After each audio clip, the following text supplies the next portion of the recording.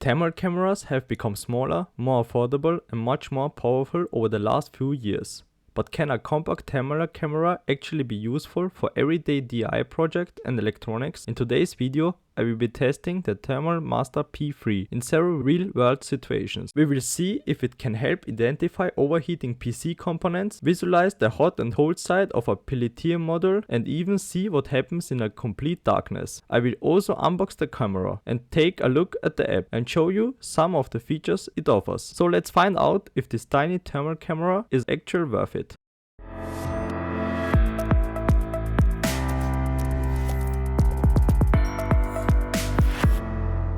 Before we continue with the unboxing, I want to start with a real world test. This is my mini PC and I use it almost every day for coding, editing and testing my DIY projects. The only problem is that it's very small, so it gets hot really quickly. In fact, it has already shut down a few times because of overheating. So I was really curious to see what the Thermal Master P3 would show. The first thing I checked was the outside of the case. Right away, I measured the temperatures of almost 50 degrees, which is already much hotter than I expected. Next, I removed the top cover to see what was happening inside. Even though I was only using the PC for normal everyday tasks, some components were already close to 60 degrees. That explains why this little computer gets so hot. The good thing is that the thermal camera makes it very easy to find the hottest spot in just a few seconds. Seeing these results actually gave me a new project idea. If enough people are interested, I could design a completely new 3D printed case with much better airflow and cooling. I think that could be a really fun project, so let me know in the comments if you would like to see it. Next, I wanted to see how well the camera works at night. I recorded these clips at around 11 PM. When it was almost completely dark outside. At first, this is what normal camera sees. There are only a few lights and it's very difficult to recognize anything else. Even with the flashlight turned on, you can only see a little bit more. You can just about make out the basketball scoreboard at the build, and you can also see the pool in front of me. But many details are still hard to recognize. Now let's switch to the Thermal Master P3. As you can see, the difference is huge.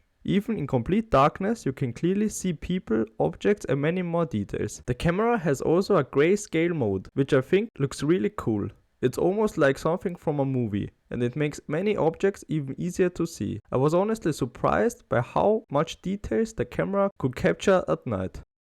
Before we start the unboxing, I would like to say a big thank you to Thermal Master for sending me the P3 thermal camera. This video is sponsored by Thermal Master, but they gave me complete freedom to share my honest opinion. That is something I really appreciate, because I always want to give honest reviews and tell you what I really think about the product. So let's open the box and see what's inside. The first thing I noticed was the packing is very compact. Everything is packed neatly and the camera is well protected during shipping. Inside the box you will find the thermal camera, a USB extension cable, some instructions, a lightning adapter for Apple devices and a nice carrying case. I really like the camera comes with a case because it's so small. This makes it much easier to carry around and also protect the camera when you are not using it. Getting started is very easy. First, download the Thermal Master app from the Google Play Store or Apple App Store. After that, open the app and expect the permissions. Then simply plug the camera into your phone. The app recognizes the camera almost immediately. After confirming a few messages, you are ready to go. The whole setup took me only a few minutes. Everything worked right away, which was a nice surprise. I always like products that are simple to use because it means you can spend more time testing them instead of trying to set them up. So overall, my first impression was very positive. Now that everything is ready, let's take a closer look at what this little thermal camera can actually do.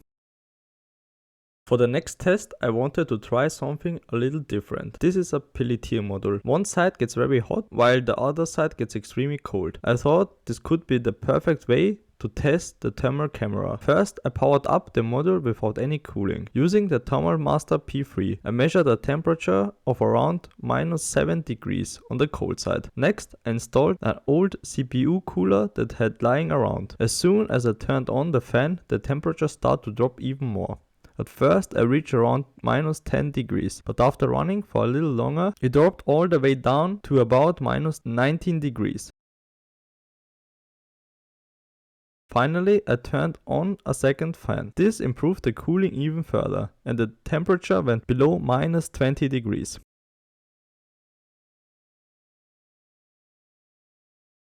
Just for fun, I placed a few drops of water on the cold side of the module. After only a few seconds, the water starts to freeze. I thought that looked really cool, and that was also a great way to see the temperature change with the thermal camera. Then I turned the module off again. The ice melted almost as quickly as it had frozen, which was really interesting to watch. For a project like this, the thermal camera isn't absolutely necessary, but it makes everything much easier to understand. You can instantly see where the heat is, where the cold is, and how the temperature change over time. I think that's one of the biggest advantages of using a thermal camera like this.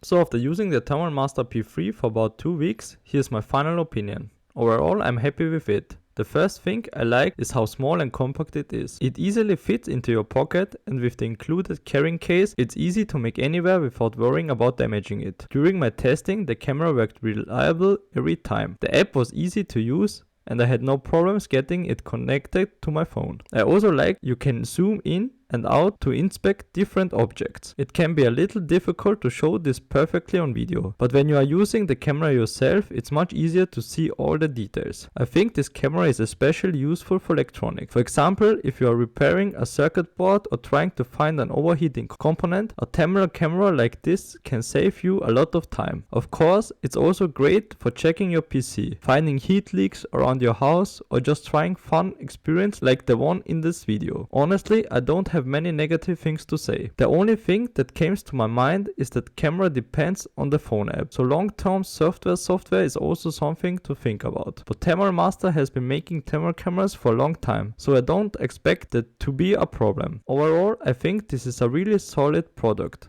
especially if you are interested in DIY projects, electronics or thermal images. If you would like to check it out yourself, you will find the link in the video description. You can also use my discount code to get 10% off. A big thank you again to Thermal Master for sponsoring this video and sending me the P3 for review. If you enjoyed this video, I would really appreciate it if you subscribe to my channel. Thanks for watching, and I will see you in the next one. And before you leave, my little cousin has been asking me for a face reveal, so here you go.